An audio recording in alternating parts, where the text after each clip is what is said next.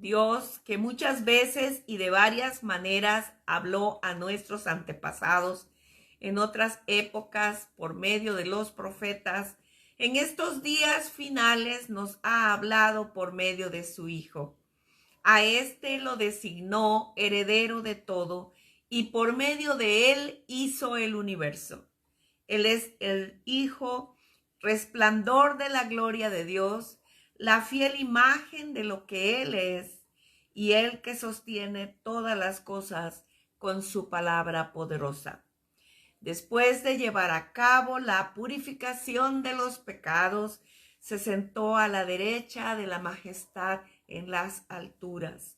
Así llegó a ser superior a los ángeles en la misma medida en que el nombre que ha heredado supera en excelencia al de ellos. Hebreos 1, del 1 al 4. Amén. Amén, amén, amén. Bueno, hoy es nuestra última sesión de estudio de nuestro tema, cómo estudiar la Biblia. Hemos visto diferentes aspectos importantes sobre cómo estudiar la Biblia y en algunos de ellos nos hemos detenido un poco más por la importancia que reviste el tema que estamos tratando. Y hoy quiero concluir atendiendo uno de los últimos 4 asuntos que hemos planteado. Recuerden que hace apenas unas semanas iniciamos esta parte final de nuestro estudio con 4 maneras de transformar nuestro aprovechamiento del estudio bíblico. 4 maneras de transformar nuestro aprovechamiento del estudio de la Biblia. Y hemos ya atendido 3 de estas maneras de transformar nuestro aprovechamiento. La primera de ellas fue pasar de leer a escudriñar. Lo analizamos detenidamente. La segunda fue enfócate en la formación más que en la información. Y no menospreciamos la información, pero nuestro interés está orientado a formarnos a través de la palabra de Dios.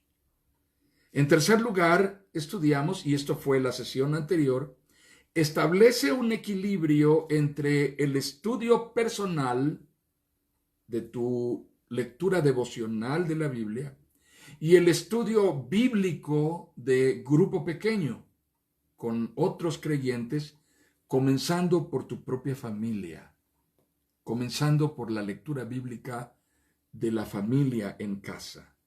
Y hoy iremos a esta última de las 4 formas, 4 maneras de transformar nuestro aprovechamiento del estudio de la Biblia. Y el tema de hoy es medular, es muy importante. El tema es: bajo ninguna circunstancia pierdas de vista a Cristo como el centro de toda la revelación. En realidad, este punto, el último de estas 4 maneras de transformar nuestro aprovechamiento del estudio bíblico, es la clave de todo lo demás. Bajo ninguna circunstancia pierdas de vista a Cristo como el centro de toda la revelación. Y esto, hermanos, porque toda aproximación, todo acercamiento a la palabra de Dios dejará de ser una verdadera revelación de Dios si nosotros comenzamos a partir de la idea de que Cristo es solamente un personaje histórico o un profeta más, o no tenemos en nuestra mente proporcionada con claridad una definición confesional de Jesucristo como Dios mismo hablándonos a través de la palabra. Lo digo de otra manera: toda aproximación a la palabra de Dios dejará de ser una verdadera revelación si partimos del presupuesto de negar a Cristo, Si comenzamos por negar a Cristo, nada de lo que leamos en la Biblia tendrá verdaderamente un sentido de revelación en nuestra vida. ¿Por qué? Porque la palabra de Dios es la voluntad revelada de Dios. Es Dios diciéndonos y dándonos a conocer su orden, su voluntad.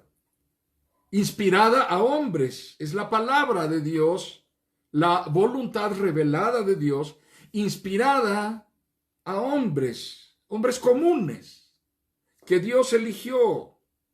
Dios los eligió en medio de su propio entorno y en medio de su propia circunstancia, en medio de su propia realidad, y los usó por la obra del Espíritu Santo para guiarnos a la completa consumación de la naturaleza y propósito de la revelación encarnada en Jesucristo. En Jesucristo su Hijo, en Jesucristo su Redentor. Es decir, todo el proceso desde el inicio hasta el último momento en el que se escribió la última palabra de la Biblia que nosotros tenemos en nuestra mano, el propósito fue guiarnos a una claridad, a una puntual revelación del propósito redentor de Dios en Jesucristo. Así que no leamos la Biblia como un libro de consejos, como un libro de sabiduría, como un libro de historia sagrada que nos narra las vicisitudes de una nación. No, leámosla como Dios quiere que la leamos, que es su palabra revelándonos su voluntad para guiarnos a Jesucristo. El apóstol Pablo dice, escribiendo a Timoteo, estas palabras: doy gracias al que me fortalece, Cristo Jesús, nuestro Señor, pues me consideró digno de confianza al ponerme a su servicio. Anteriormente yo era un blasfemo, un perseguidor y un insolente, pero Dios tuvo misericordia de mí porque yo era un incrédulo y actuaba con ignorancia. Tuvo misericordia de mí porque yo era un incrédulo y actuaba con ignorancia. Pero la gracia de nuestro Señor se derramó sobre mí con abundancia, junto con la fe y el amor que hay en Cristo Jesús. Este mensaje es digno de crédito y merece ser aceptado por todos. Que Cristo Jesús vino al mundo a salvar a los pecadores, de los cuales yo soy el primero. Pero precisamente por eso, Dios fue misericordioso conmigo, a fin de que en mí, el peor de los pecadores, pudiera Cristo Jesús mostrar su infinita bondad. Así vengo a ser ejemplo para los que creyendo en él recibirán la vida eterna. Por tanto, al Rey eterno, inmortal, invisible, al único Dios sea honor y gloria por los siglos de los siglos. Amén. Leí primera a Timoteo, capítulo 1, versículos 12 al 17, y leí la Nueva Versión Internacional. Pablo está afirmando y exponiendo la manera en que Dios vino a él, no importando la circunstancia en la cual él se encontraba, como un hombre blasfemo, perseguidor, insolente, y que Dios trató con él con tal misericordia, porque era un hombre incrédulo que procedía por ignorancia en contra de Cristo y de la causa de Cristo. Y entonces lo que Dios hizo fue derramar de manera sobreabundante su gracia cuando él no tenía nada de qué echar mano para venir delante de Dios. Derramó sobre mí con abundancia la gracia de nuestro Señor, junto con la fe y el amor que hay en Cristo Jesús. ¿Para qué lo hizo Dios? Para que este hombre perdido, este hombre blasfemo, este hombre insolente, perseguidor, este hombre que se define a sí mismo como incrédulo y como ignorante, ahora se constituyese en apóstol de Jesucristo, enviado a proclamar el Evangelio y como testimonio vivo de la gracia de Dios que puede transformar la vida de otros muchos que aún no han venido a Cristo. Así que el apóstol Pablo dice al final de esta porción, pero precisamente por eso Dios fue misericordioso conmigo, a fin de que en mí, el peor de los pecadores, pudiera Cristo Jesús mostrar su infinita bondad. Así que vengo a ser ejemplo para los que, creyendo en Él, recibirán la vida eterna. Ahora bien, amados hermanos, tomemos en consideración esto. El avivamiento de la reforma religiosa del siglo XVI fue esencialmente, en sus inicios y en su esencia misma, en el sentido más básico, la reforma religiosa del siglo XVI fue un movimiento espiritual provocado por un marcado retorno a las Escrituras. ¿Qué fue lo que hizo Lutero? ¿Qué fue lo que hicieron los reformadores? Dijeron, estas tradiciones no están en la palabra, estas tradiciones no son lo que Dios estableció. Esta no es la manera en la que las personas pueden ser redimidas. El perdón de Dios no se puede comprar. El perdón de Dios no se alcanza por mandas, por méritos humanos, por sacrificios, por penitencias, por indulgencias. El perdón de Dios viene por gracia. Eso fue un gran retorno hacia las Escrituras. El retorno a la palabra, que fue la base, la esencia de la reforma, se desprenden las columnas del pensamiento reformado, de ese volver a la palabra, de ese vuelco hacia la palabra de Dios en tiempos de confusión, de ceguera espiritual, en tiempos de tradiciones idolátricas.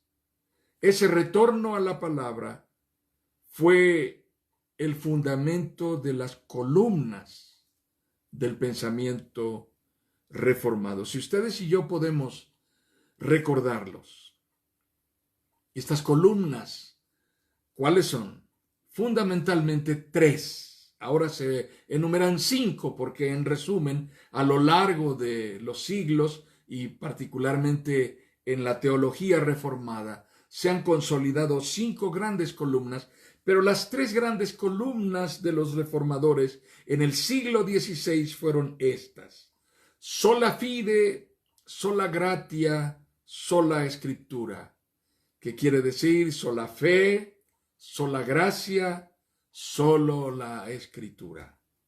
Así que en resumen lo que esto significa es salvación por la gracia, por medio de la fe en Jesucristo, sin mérito humano, sin merecimiento humano, sin penitencia, sin sacrificios, sin mandas, sin obras de parte del hombre para acreditarse delante de Dios.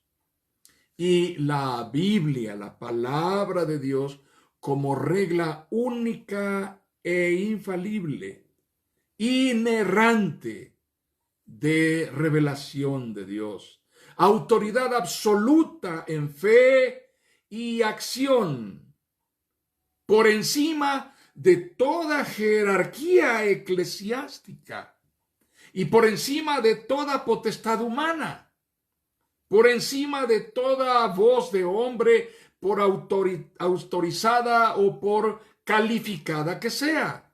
La palabra de Dios pesa más que la voz de cualquier hombre y tiene autoridad por encima de todo concilio. Ese fue el gran hallazgo de los reformadores. Así que, ¿hacia dónde nos volcaron? ¿Hacia dónde nos empujaron? La Biblia comenzó a convertirse en la norma de vida de la iglesia.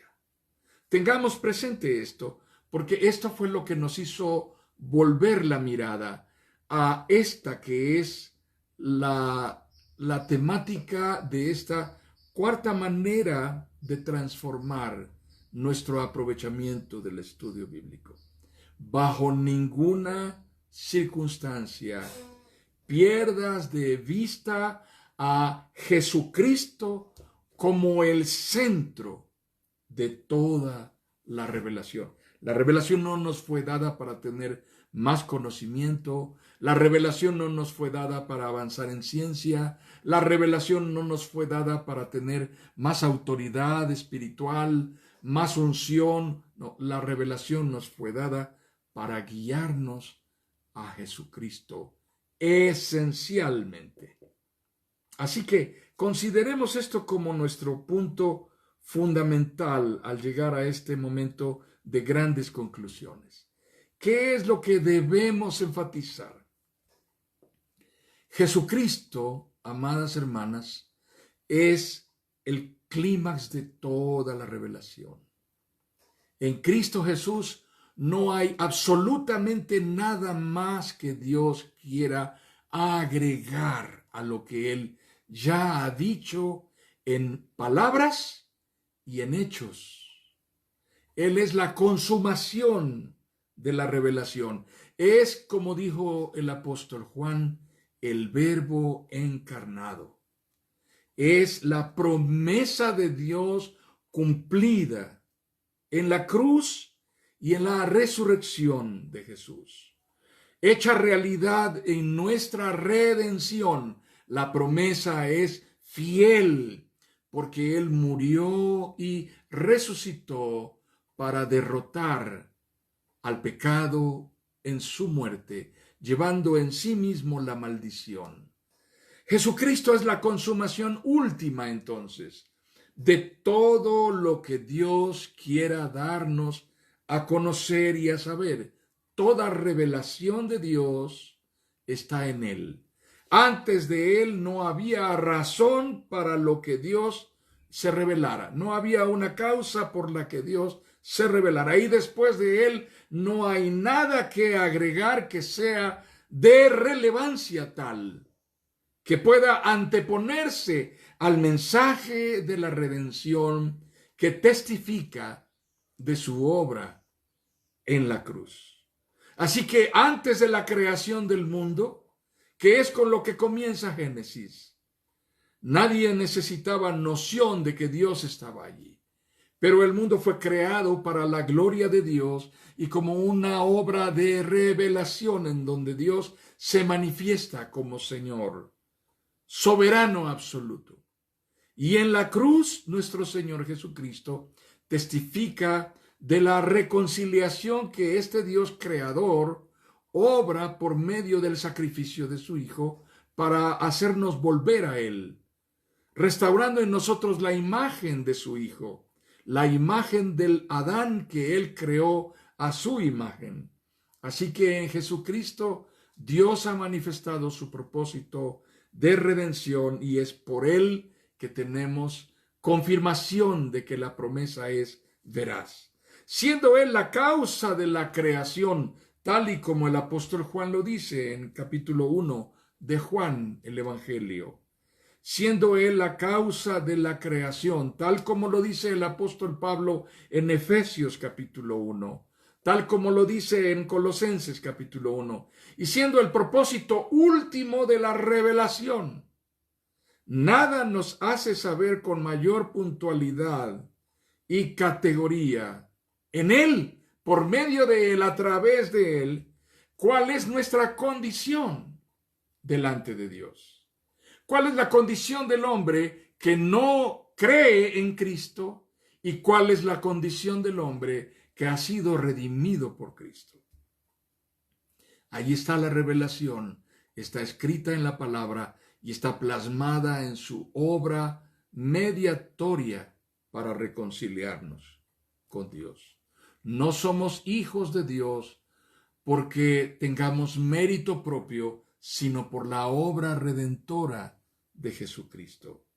¿Cuál es nuestra condición delante de Dios? Miremos a Cristo y definamos qué es lo que creemos, que confesamos con nuestra boca cuando tenemos frente a nosotros la revelación de Dios plasmada en su propio Hijo Jesucristo. Que si confesamos con nuestra boca y creemos en nuestro corazón que Jesucristo es el Señor y que Dios le levantó de los muertos, seremos salvos. Está escrito en la palabra. ¿Qué es lo que Dios ha hecho para reconciliarnos con Él? Por medio de la obra de su Hijo Jesucristo. Esto es lo que vemos en Cristo y es lo que vemos a lo largo de toda la Biblia, que nos va guiando para finalmente encontrarnos en la cita que Dios ha marcado, el momento crucial que Dios estableció en la historia sagrada y en la historia de la humanidad, el encuentro de Dios con el hombre en la cruz. Así que, ¿qué es lo que Dios ha hecho para reconciliarnos con Él por medio de su Hijo Jesucristo? Lo vemos una y otra vez cuando la promesa es renovada a través del pacto que Dios constantemente está revelando a los hombres, que es un mismo propósito de redención desde antes de la fundación del mundo, mostrado en diferentes etapas de la historia de una nación, a donde Dios trata con hombres comunes como nosotros para decirles que el propósito final es que seamos suyos, que le pertenezcamos a Él y que vivamos para su gloria, redimidos y reconciliados por la sangre de Jesucristo, su Hijo.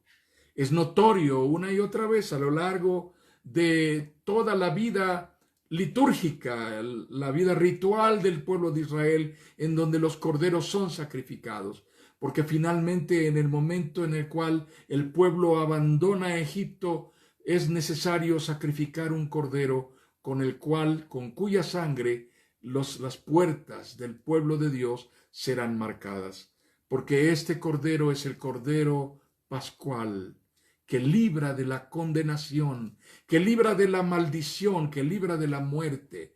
Constantemente el Antiguo Testamento nos orienta, apunta hacia Jesucristo, nos hace pensar en Él. Como cordero fue llevado al matadero, como oveja delante de sus trasquiladores, dice Isaías en el capítulo 53. La insistente profecía de Isaías hablándonos del siervo sufriente de Dios que nos reconcilia, que nos hace volver a nuestro Señor.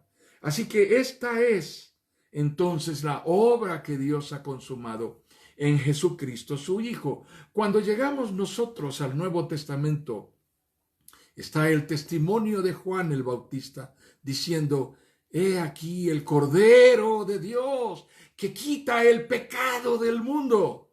Yo no soy digno de ni siquiera desatar la correa de su calzado. Qué tremendas palabras y qué reveladoras cuando nos habla de que este es el mayor que el que nos bautizará con Espíritu Santo y fuego. Dice el Bautista que algo tremendo sucederá en su advenimiento y lo anuncia. Y aquí está. Y este testimonio que nos lleva hasta el Apocalipsis en la consumación de la gloria de Jesucristo, que es revelada por el Padre a la luz y a la vista de todas las naciones y de todas las generaciones, de todos los tiempos de la humanidad, en donde miles de millones, multitudes estarán allí para atestiguar que Jesucristo es el Señor y Dios Padre glorificado con Él. Y su pueblo será el pueblo redimido, por la sangre del Cordero. Esa es la manera en la que Dios nos revela que Jesucristo su Hijo es la consumación de toda la revelación. Sucede en nuestro tiempo que a algunos eso les parece poca cosa. Sucede en nuestro tiempo que a algunos eso les parece cosa menor y que es un tema trillado, pero que para ellos, para quienes es poca cosa, es cosa menor o es un tema trillado, les parece irrelevante e insignificante. Esto es lo que los apóstoles predicaron como la piedra angular que los edificadores desecharon. Esta es la piedra que ustedes desecharon. Dios la ha hecho cabeza y piedra angular. De ella depende todo el edificio. Dios lo ha constituido en el sustento de toda la creación. Esa es la razón, amados hermanos, esta es la razón por la cual nuestro aprovechamiento, nuestra apreciación y nuestro apego por la palabra de Dios como revelación será fortalecida, nutrida, cuando Jesucristo ocupe el lugar central que le corresponde. No pierdas de vista a Cristo Jesús cuando vienes a la palabra. Jesucristo es el centro de todo el mensaje que está en ella. ¿Cuál es nuestra realidad sin Jesucristo?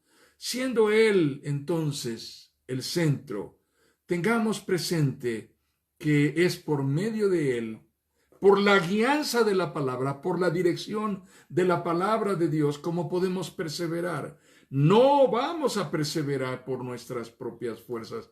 Vamos a perseverar porque Él es fiel, porque Él ha prometido que nada puede separarnos del amor de Dios que es en Cristo Jesús. Porque su palabra dice que si Él nos ha dado a su Hijo Jesucristo, ¿cómo no nos dará con Él todas las cosas? Porque además está escrito que Dios usará todas las cosas para nuestra bendición, porque a los que a Dios aman, todas las cosas les ayudan a bien.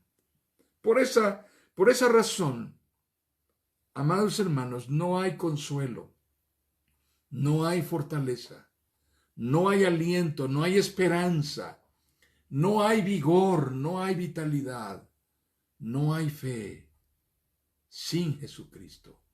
No hay absolutamente ninguna posibilidad de perseverar sin la palabra, que tiene como centro de todo su mensaje a Jesucristo, el Hijo de Dios. Leo para ustedes las palabras del apóstol Pedro, que habla a una iglesia sufriente, a una iglesia perseguida, atribulada, y le dice: por lo tanto, abandonando toda maldad y todo engaño, hipocresía, envidias y toda calumnia, deseen con ansias la leche pura de la palabra, como niños recién nacidos. Así por medio de ella crecerán en su salvación, ahora que han probado lo bueno que es el Señor.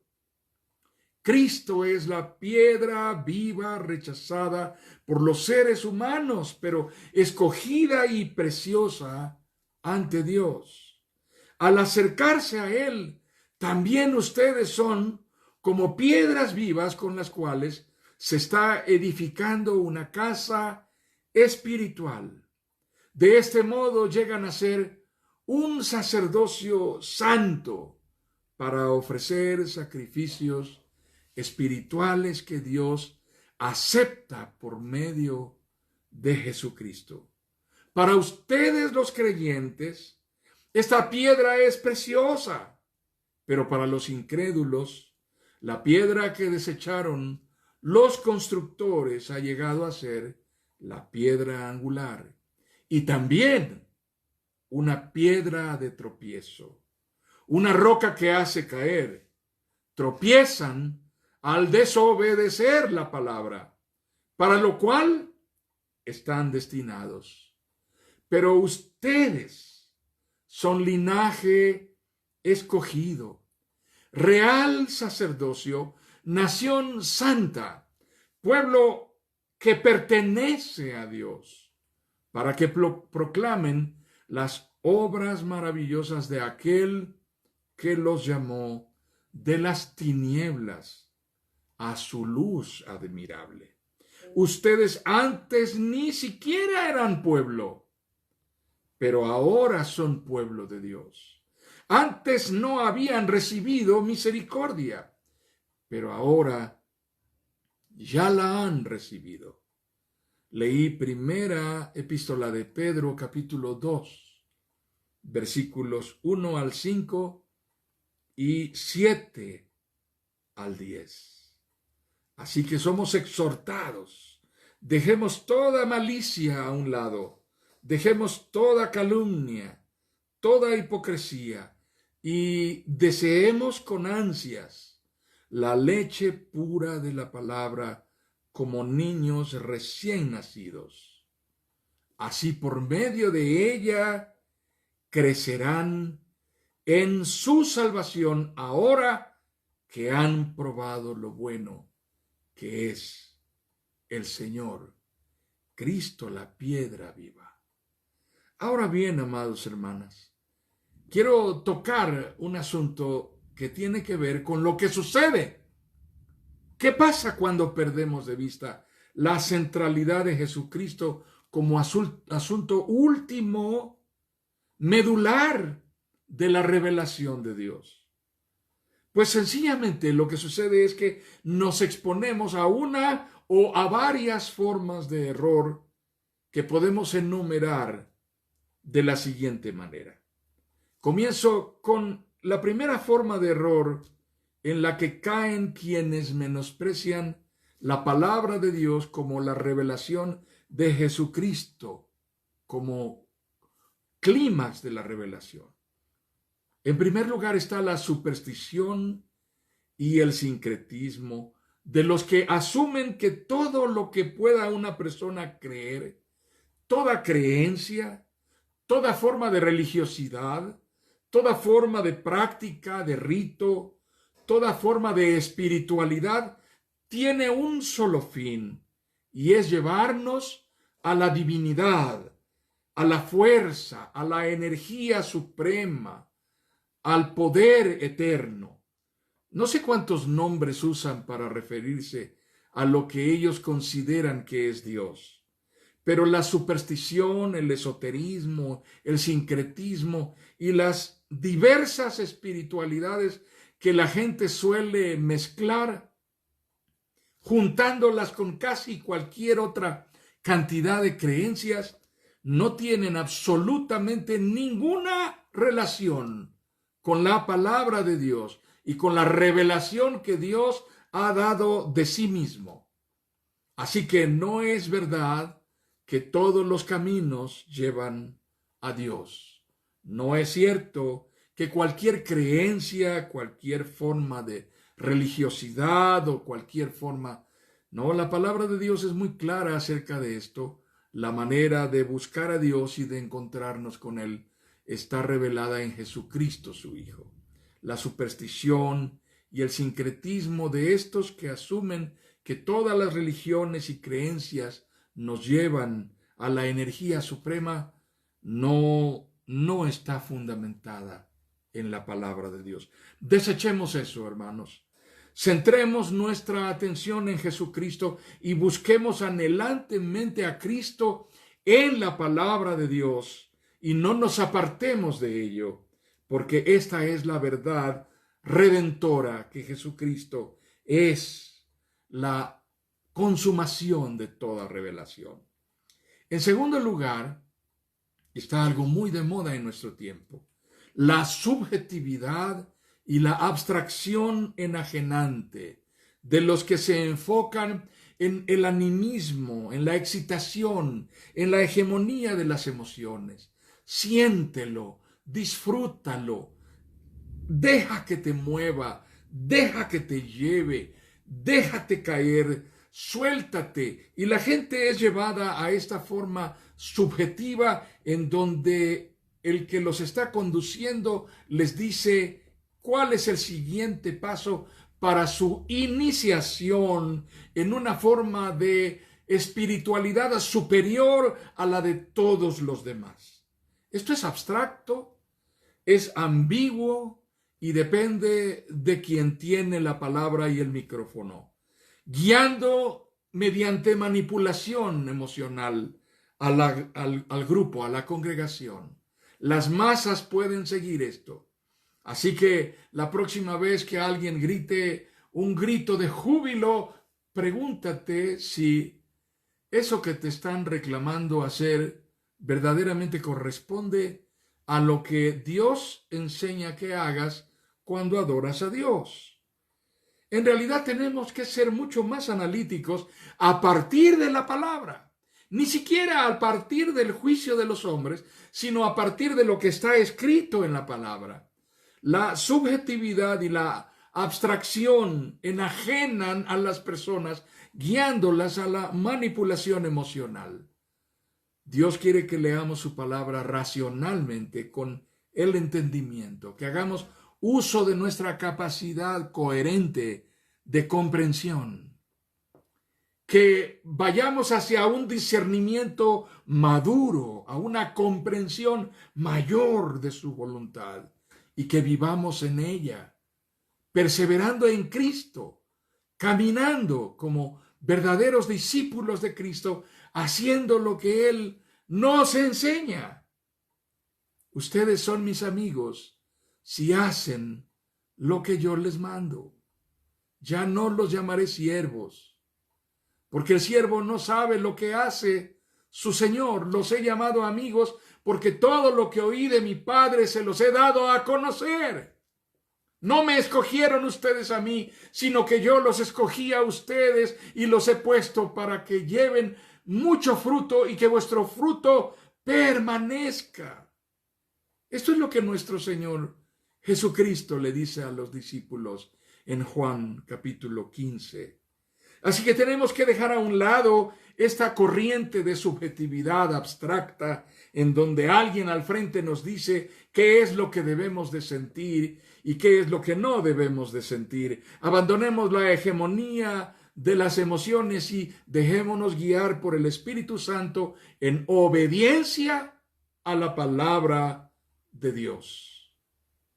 En tercer lugar, está esta corriente de intelectualismo crítico y racionalista. Este intelectualismo crítico y racionalista niega doctrinas fundamentales que están en la Biblia, como la doctrina de la inspiración divina sobre la totalidad de las Escrituras. Sostiene el argumento de que la Biblia está conformada por colecciones de relatos que son mitos, que son leyendas, narraciones épicas, algunas muy heroicas, algunas fantasiosas, otras alegóricas, completamente infundadas, pero que sirvieron al propósito circunstancial, momentáneo, de sus autores. Los autores siempre fueron ellos los que escribieron y de pronto algo de lo que ellos dijeron pudo ser usado por Dios solo en algunas porciones, en algunos fragmentos, y de eso que ellos escribieron, de esas obras que ellos hicieron, Dios nos ha dado a conocer ciertos principios que eso es efectivamente la palabra de Dios, no todo lo que leemos. Esta es la posición del intelectualismo crítico, del intelectualismo racionalista, que hace de la Biblia un libro como cualquier otro y quiere guiar a los creyentes a un proceso de desacralización de la palabra de Dios y a ver la Biblia solo como un libro más y estudiarlo como un libro más. Tengamos cuidado de caer en esta corriente, porque esta corriente está presente en muchos de los movimientos ideológicos que hoy están cobrando cada vez mayor fuerza, mayor pujanza. Tengamos presente que este intelectualismo crítico descalifica el sentido de revelación que hay en la totalidad de la palabra y descalifica la inspiración divina dada de la manera en que Dios la dio, como Dios hablando por medio de hombres que eran comunes como nosotros, en medio de su propia circunstancia, para hacernos saber quién era Él, cuál era su propósito, cuál era su manera de conseguir ese propósito y cuál es el punto final de su revelación consumada en Jesucristo, su Hijo. En la Biblia no tenemos algo de la revelación de Dios. En la Biblia tenemos la plena y completa revelación inspirada, inerrante, infalible, irreemplazable del Dios vivo, único y verdadero, manifestado en carne en Jesucristo, su Hijo. Hay una cuarta cosa de la cual tenemos que ser cuidadosos. Es el liberalismo incoherente, el liberalismo inmoral. Al que no le importa lo que Dios ha revelado, usará la Biblia y hará que la Biblia diga lo que ellos quieren decir. Sustentar torciendo las Escrituras y enseñando las Escrituras de manera tergiversada, perversa, desviada e inmoral, lo que es su propia forma de pensar y sus propias preferencias. Harán sus propias versiones torcidas de la Biblia, torcerán la sana doctrina y engañarán a muchos. El liberalismo incoherente e inmoral está consolidándose en la cultura relativista y posmoderna que prevalece en nuestro tiempo. Hace que pensemos que la vida humana no es digna de respeto, hace que creamos que las personas cuando llegan a los 12 años pueden presentarse y declarar que no son lo que todo el mundo piensa y que quieren cambiar su idioma, quieren cambiar su nacionalidad. A los 12 años las personas pueden decidir cuál es su nueva identidad y pueden reclamar que legalmente el Estado los proteja porque esta es la forma en la cual ellos se autoperciben. Y el problema es que desde esta perspectiva torcida, utilizando incluso la Biblia para engañar y envolver a muchos y para autolegitimarse, las personas convierten su autopercepción en una ley que se impone sobre todos los demás. Una ley que obliga a los demás a respetarlos y a reconocerlos y a vivir con el código de privilegio de estos que piensan contrario al orden de Dios y contrario a la ciencia y contrario a la biología y contrario a la naturaleza y contrario a la moral. Así que esta es la corriente de moda, hermanos. Ante esto nos enfrentamos, ante esto estamos. Si ustedes y yo no estamos tomados de la palabra inerrante, infalible de Dios, la palabra irreemplazable de Dios, seremos arrastrados, seremos perseguidos y seremos asolados por creer en la verdad. Si no estamos tomados de la verdad, moriremos en el error como ellos. Y en quinto lugar, quiero referirme a esta última corriente que está presente y que nos desvía de nuestro foco de atención, que es Jesucristo. Me refiero al extremismo sectario, la apostasía beligerante que debate, que discute, que pelea, que agrede, que hostiliza, que menosprecia, la herejía que surge de los movimientos más contemporáneos, fundados por líderes desviados, líderes mesiánicos, autoerigidos como profetas o como apóstoles que creen haber descubierto una verdad que nunca había sido revelada antes, pero que no es más que un engaño que tiene raíces antiguas y de pronto lo desempolvaron y lo volvieron a poner a volar, lo volvieron a poner a circular. No hay nada nuevo debajo del sol, dice la Biblia. Pero la palabra de Dios dice a todos estos sectarios y apóstatas, a todos estos herejes y autolegitimados profetas y apóstoles, el cielo y la tierra pasarán, pero mi palabra no pasará. A mi palabra no se le añadirá ni una coma, ni una tilde, porque el cielo y la tierra pasarán, pero mi palabra no pasará. Dios es fiel. Su palabra, amados hermanos, permanece para siempre. Su palabra es fiel. Cuando vamos al libro de los Hechos en la iglesia primitiva, la preocupación que los apóstoles mostraron fue muy notoria. Y leyendo en el capítulo 2 del libro de los Hechos, cuando apenas nuestro Señor Jesucristo había ascendido a los cielos y dejando a los apóstoles a la cabeza de esta congregación de discípulos, el día del Pentecostés en que el apóstol Pedro se levanta y predica, y mientras él predica con vehemencia el mensaje de la palabra de Dios, todo el mundo lo entiende con claridad en su propia lengua, aunque él estaba hablando con la más grande naturalidad, porque Pedro no era un políglota. El Espíritu Santo impartió tal don que todos podían escucharlo en su propia lengua.